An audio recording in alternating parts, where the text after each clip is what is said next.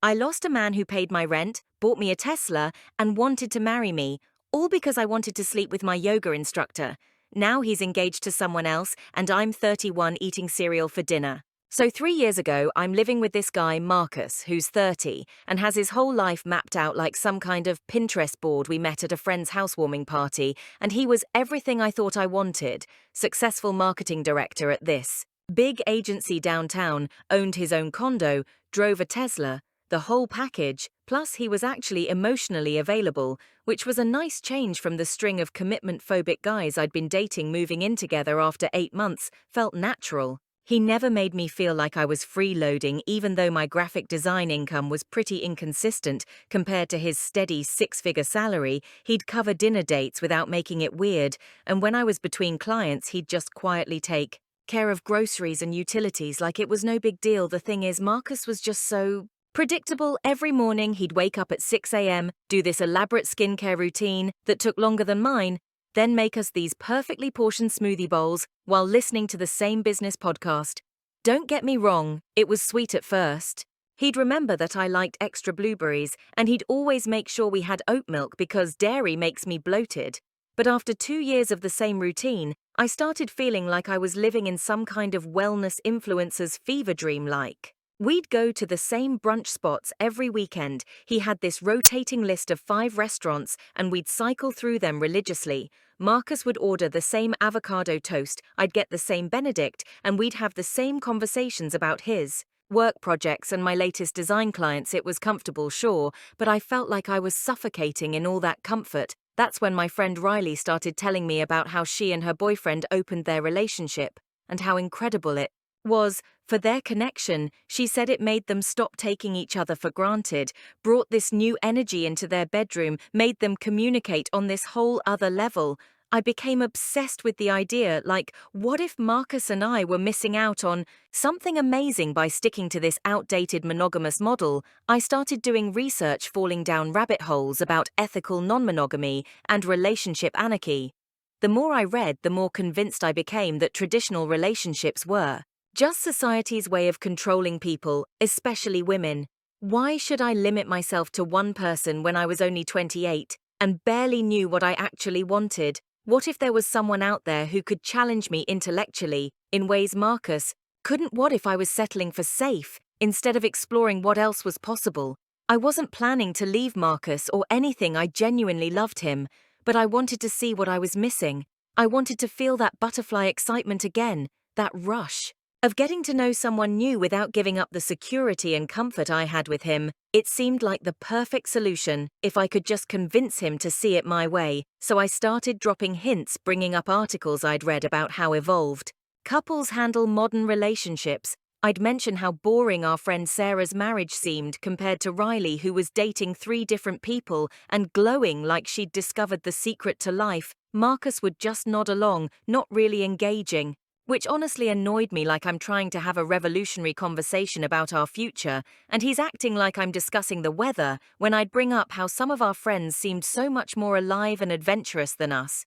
He'd just say he was happy with what we had, but I wasn't happy. I was dying inside from the predictability and the routine. I needed something more, something that would remind me why I chose him in the first place, instead of just staying with him out of habit. I started testing the waters, asking hypothetical questions about what he'd think if I wanted to explore connections with other people. He'd get this weird, uncomfortable expression and change the subject, which just proved to me that he was being possessive and controlling. I mean, if you really trust someone and you're secure in your relationship, why would you be threatened by them having other experiences? It's not like I was talking about emotional affairs or falling in love with someone else. Just physical and intellectual connections that would ultimately make our relationship stronger and more interesting. The whole thing started feeling like Marcus was holding me back from personal growth here. I was trying to evolve as a person, and he was stuck in this traditional possessive mindset that equated love with ownership.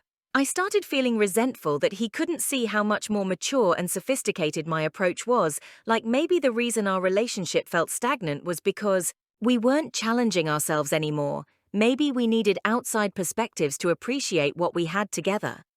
The campaign to convince Marcus took about 6 weeks of serious effort on my part. I'd leave articles about polyamory on his laptop, bookmark podcasts about ethical non-monogamy, send him Instagram posts about couples who'd strengthened their bond through opening up when he'd come home from work.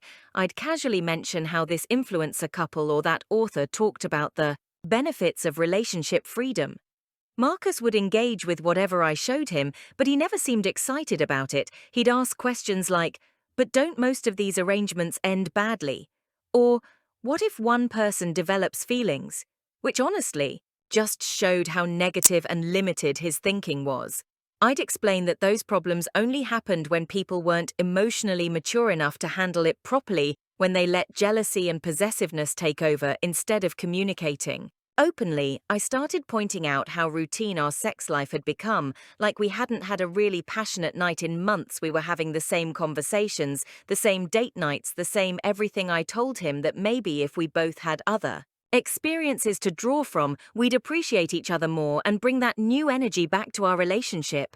He looked genuinely hurt when I said stuff like that, which frustrated me even more because I wasn't trying to hurt him, I was trying to help us grow together, but he seemed to take everything as a personal attack instead of seeing the bigger picture. The turning point came when I told him about Riley and her boyfriend. I explained how they'd been together 5 years, and their relationship was stronger than ever because they weren't taking each other for granted. They both dated other people, but always came home to each other. And the way Riley described their reconnection sounded incredible, like they were falling in love all over again. Every few weeks, Marcus asked if I already had someone specific in mind, and I got defensive because that wasn't the point at all. This wasn't about any particular person. It was about us expanding our horizons together. But honestly, there was this guy, Jake, from my yoga studio, who'd been flirting with me for months, and this other guy, David, from the coffee shop, who kept asking if I wanted to get drinks. I wasn't doing anything inappropriate, but I was definitely aware of the attention, and it felt good to know I was still attractive to other people when I'd been feeling so invisible in my relationship with Marcus. When Marcus would bring up his concerns about opening our relationship, I'd flip it back on him like, why was he so threatened by the idea of me connecting with other people? Did he think I was going to leave him the second someone else showed interest that said more about his insecurities than it did about my commitment to our relationship? I loved him. That's exactly why I wanted us to try this together, instead of me just getting bored and eventually cheating or breaking up with him like so many couples do when they hit the 2-year mark.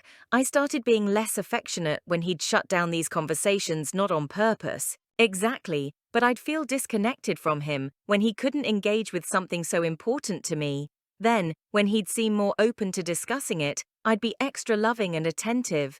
I wanted him to see the difference, how much better things could be between us when we were both being honest about our needs and desires. The breakthrough came when I told him I felt trapped not by him specifically, but by the whole concept of monogamous relationships.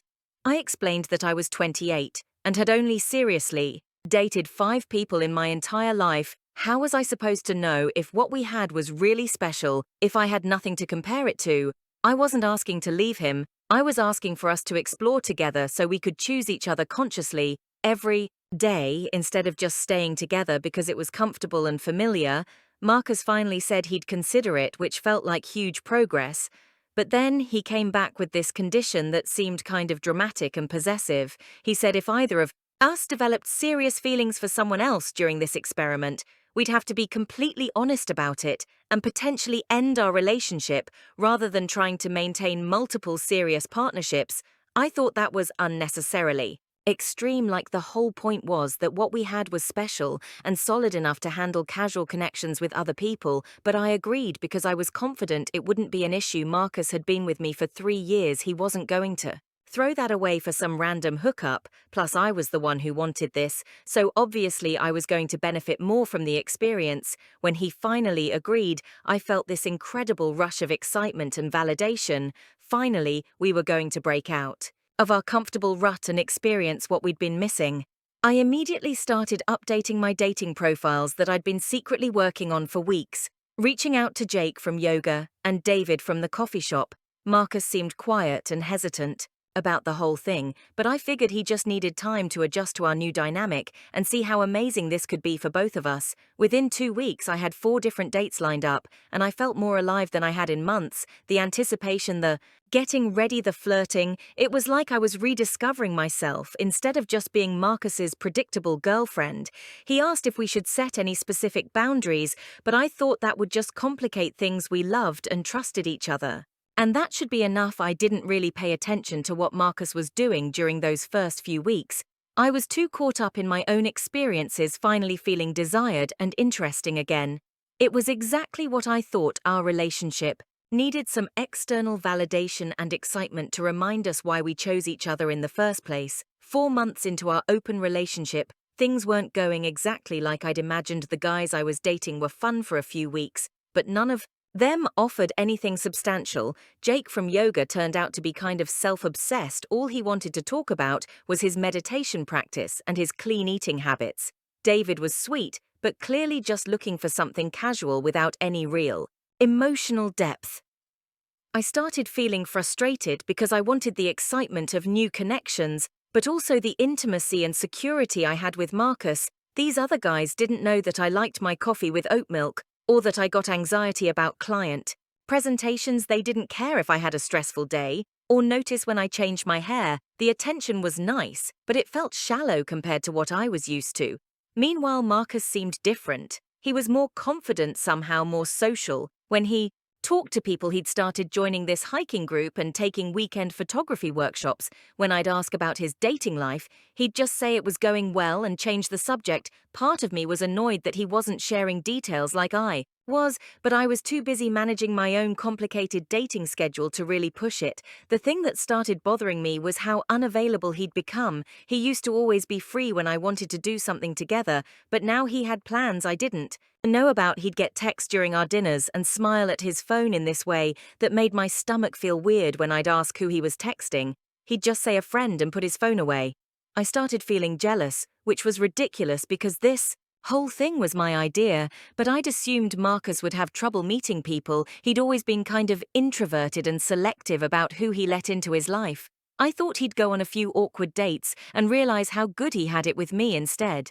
He seemed to be thriving socially in ways that made me uncomfortable. My own dating life was becoming exhausting. I was going out with guys I wasn't even that interested in, just to have something to report back, trying to recreate that butterfly feeling.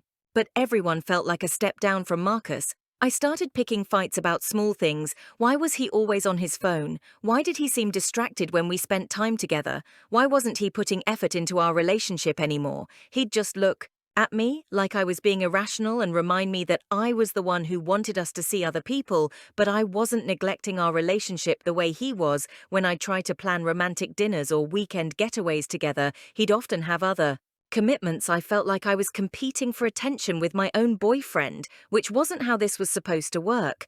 The other people we dated were supposed to enhance our relationship, not replace it. I started questioning whether Marcus was following our unspoken agreement about keeping things casual. Like, was he getting too emotionally involved with whoever he was seeing? Was he sharing intimate details about us with some random woman?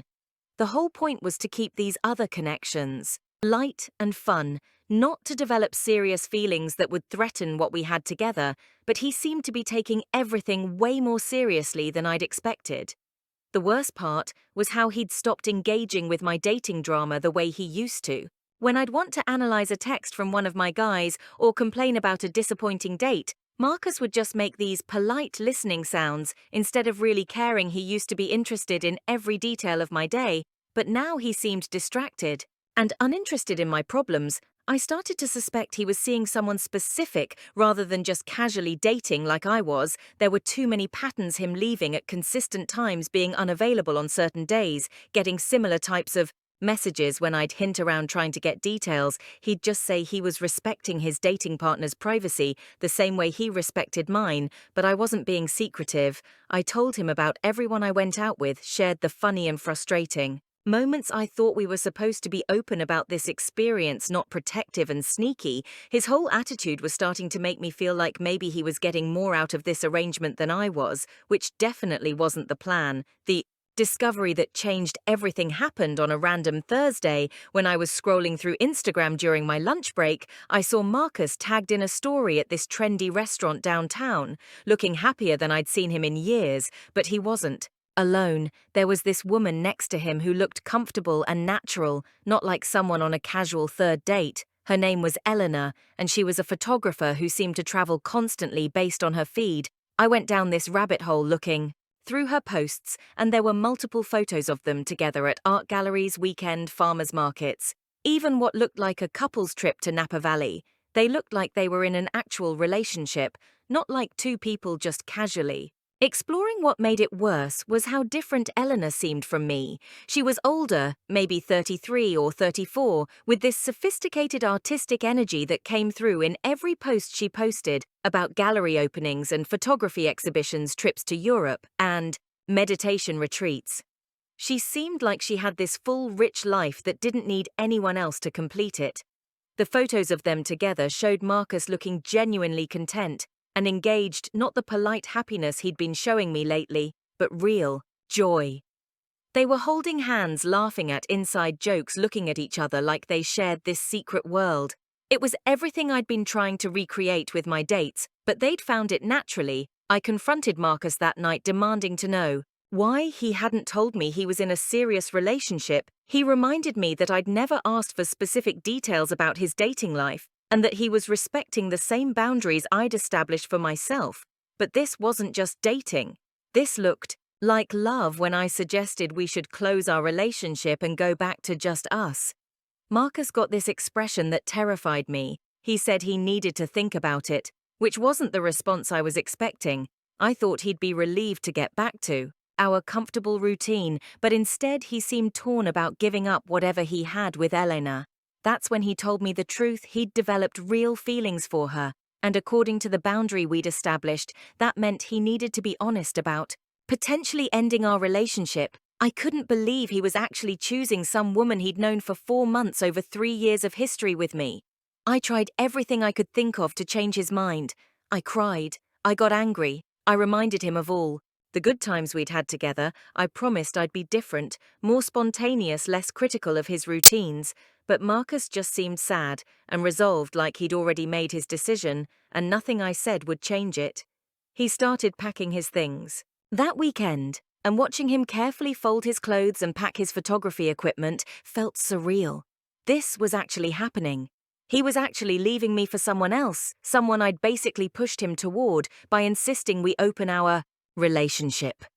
The worst part was how excited he seemed about his future with Eleanor, not in a cruel way, but in this genuine way that showed he really believed she was better for him than I was. After 3 years of me trying to improve our relationship and make it more interesting, he'd found someone who gave him everything he needed without any of the pressure I'd created. 8 months later, my life had completely imploded in ways I never could have predicted without Marcus's financial stability.